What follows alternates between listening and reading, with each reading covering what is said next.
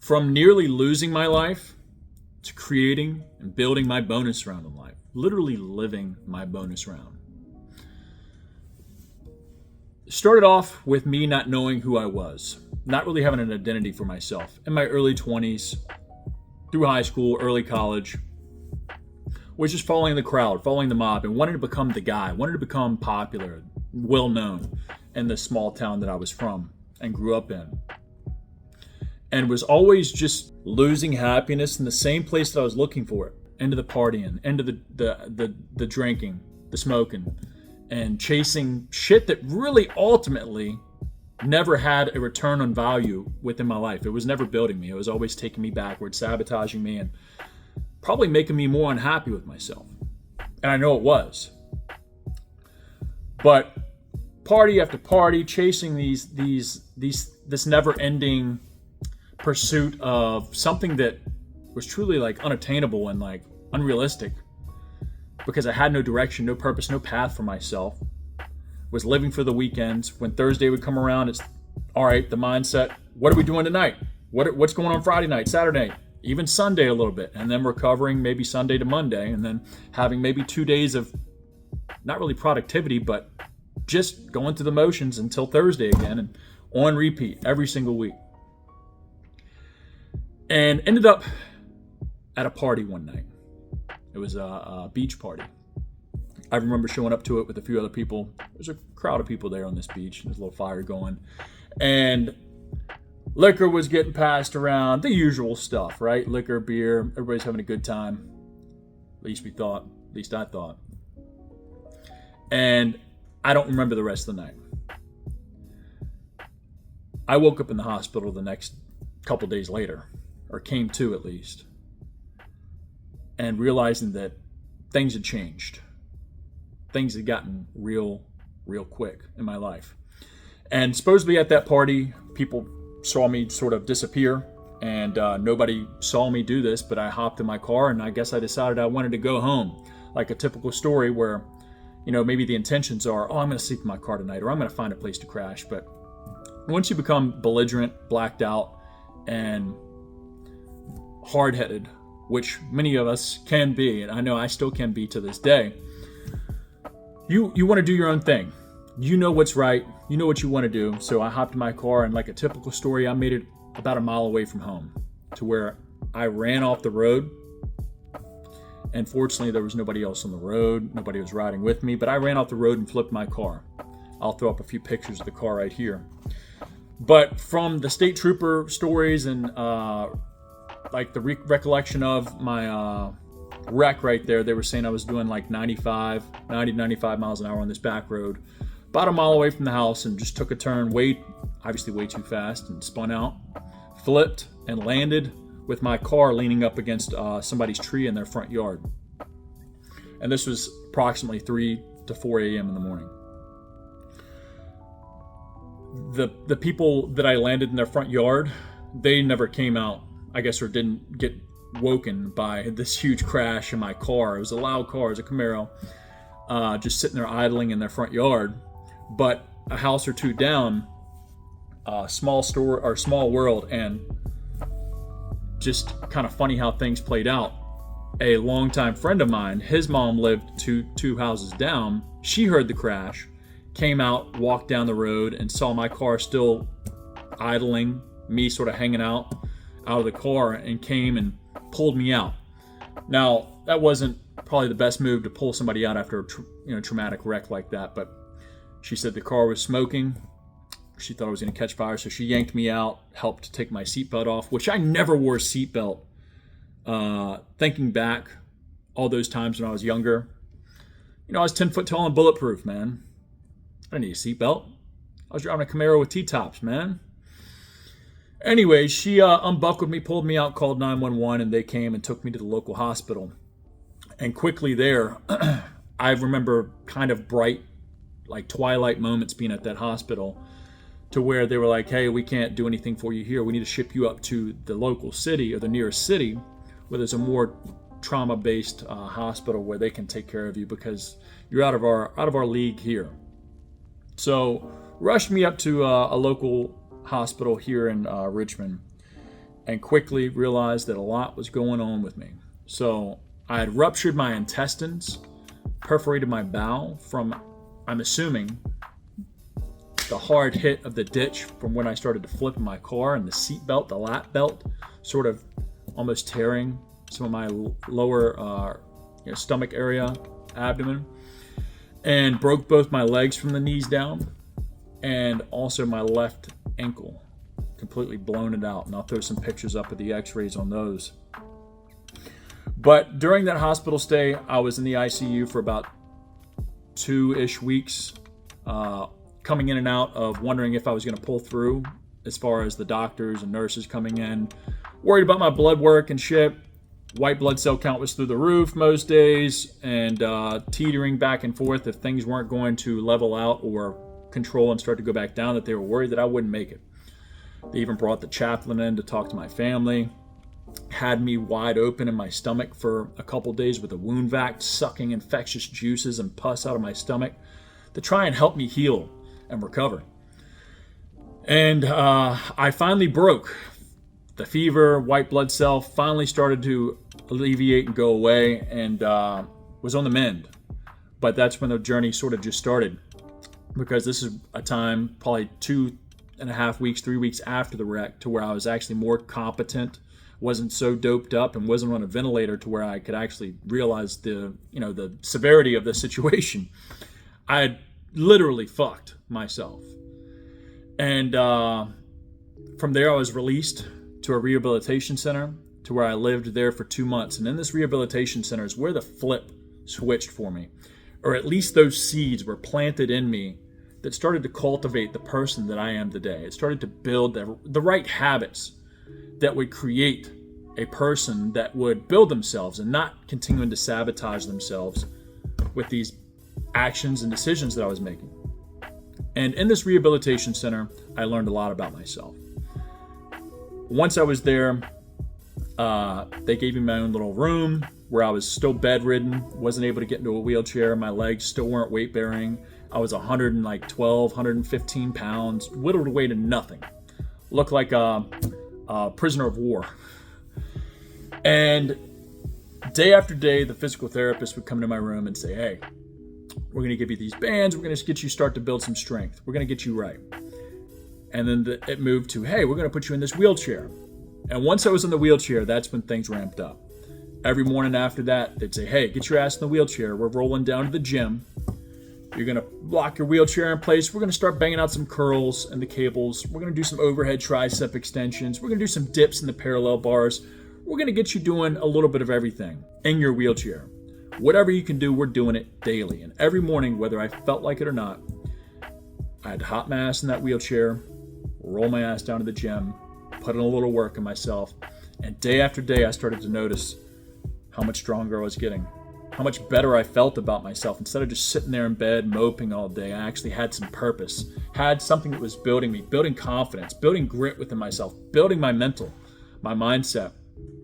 And after a few weeks in, I was finally able to get weight bearing to where they started to teach me how to walk again.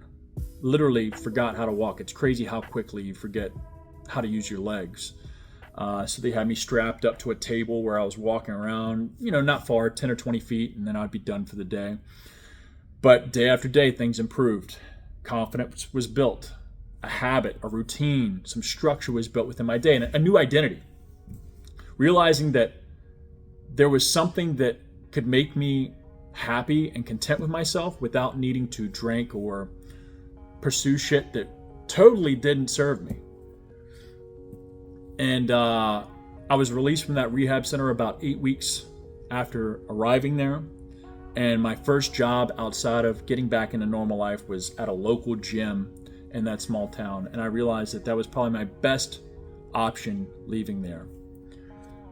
Because that local gym job, which was just a front desk position, came with a free gym membership. And I realized how great I felt day after day going to that gym in that rehab center, building myself, having some type of routine, rhythm, structure to build some type of inner peace, contentment with myself, and feel good. That's ultimately what makes us building ourselves, having something that's going to develop you, your self-development, your self-improvement. It's going to build your mindset, your mental toughness, your mental fortitude, is anything that involves physical fitness, physical activities.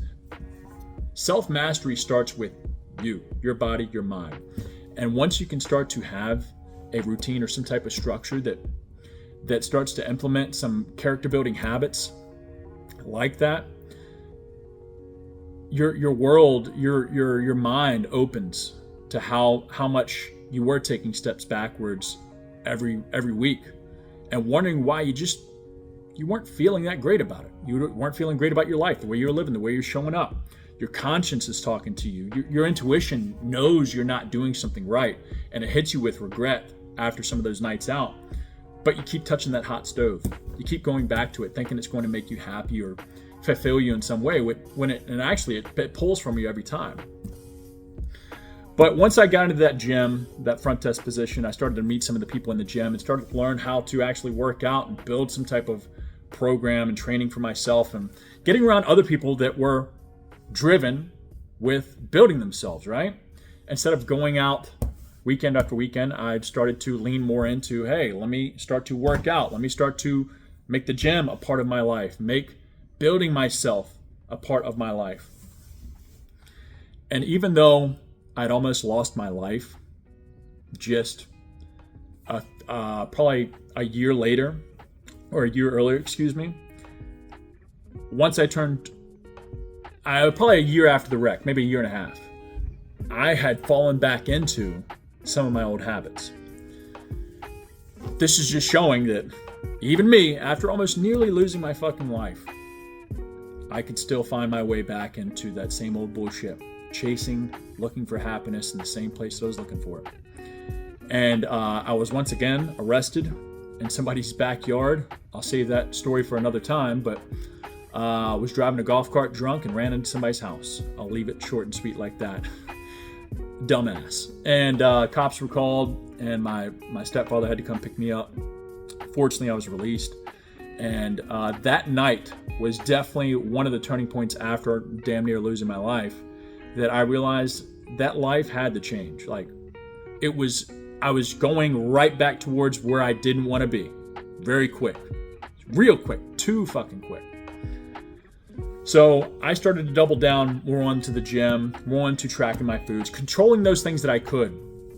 And having fitness a part of my life, having the gym being a part of me and my daily habits, started to help me see that removing those things, because success is subtractive if you think about it. Removing the alcohol, the partying, and maybe some of those people that I were associating with having a good time, quote unquote. Not that I needed to completely shut them out of my life, but say more so no a lot more often than yes. And slowly but surely, over months and me moving away from that town and sort of finding a new group, finding a new system or tribe per se, that was focused on building themselves. And I did. I moved away from there and started to create a different life for myself. And none of this was easy. Making those decisions to move away from that crowd, move away from that area that was comfortable, wasn't easy.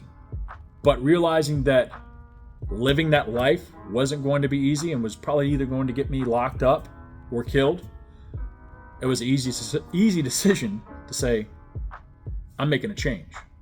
And I guess the point of this is that you do have to hit a rock bottom situation, whether hopefully it's not as rock bottom as I have. Hopefully you can learn from me and hear me. But you have to hate your situation enough or be done accepting that same shit to eventually want to change. The pain of staying the same or accepting the same has to outweigh the pain of change. And maybe that's you getting locked up another time, or maybe that's you gaining another 20, 30 pounds to your body. Maybe that's you having that health scare to make that change. There's going to have to be a pain tolerance change, or the pain has to outweigh the pain of staying the same. The change. Now, after creating a new mindset, new habits, new lifestyle, which has taken time, it takes reps. It's like any other skill. You have to put in the reps. You have to create a habit out of it, create a lifestyle. Just like riding a bike or playing the piano, you don't get better at it. It doesn't become easier until you put in the reps, put in the hours. And when you can cast those votes into the person you want to be, more than the person you were. So every time you make a decision, you are casting a vote. Let's think of it that way. And every time you're casting a vote or making a decision into the person you want to become, want to live like, want to pursue, the person you would admire, you want to build that person. Every time you make a decision towards that direction, you're casting a vote into that person. You are putting that much more confidence, that much more belief into, that's the person I am. That's the person that I want to be. And every time you do that, you're sort of erasing a little bit of that old person you used to be. It can still be there. You never truly get away from it, because this process of self-development, self-improvement, creating a new life, a new identity for yourself, it's almost earned daily, and it's something that you have to work on daily. The moment you let off or lax, there's no such thing as stagnation or maintenance. You tend to slip back into your old ways. So it's a lifestyle, and it's something you have to be intentful about and aware about. Because the average, the crowd, the mob, when you start to level up and start to better yourself, they'll start to say, "Well, you think you're better than us now? Oh, damn. Forgot where you came from. Oh, Mr. Big Shot. Oh, he doesn't do that now. Oh." You'll hear it all. But that's just proving a point that you're growing. You're growing outside of that old thing that you used to be in, which isn't a bad thing. I'm starting to ramble, but I wanted to at least get this out here and put out my story, and that through creating character building habits that you implement daily, having a daily process that started for me years ago that I have slowly refined over time, can literally change your life. It can save your life. It can start to build contentment, build inner peace, create positive self-talk, and open up doors and opportunities that you weren't sure that were possible for you. Because we all have those self-limiting beliefs, especially when we're always sabotaging ourselves and like taking steps backwards. Oh, it's not for me. Oh, we have these stories that we sell ourselves. But it's not until you start to build yourself, do that self-work that builds the self-worth, to where you create this confidence and can-do attitude with everything else in your life. It bleeds through everything else in your life. The moment you start to build self-mastery and discipline with yourself, your mind and your body, it then bleeds into everything else in your life.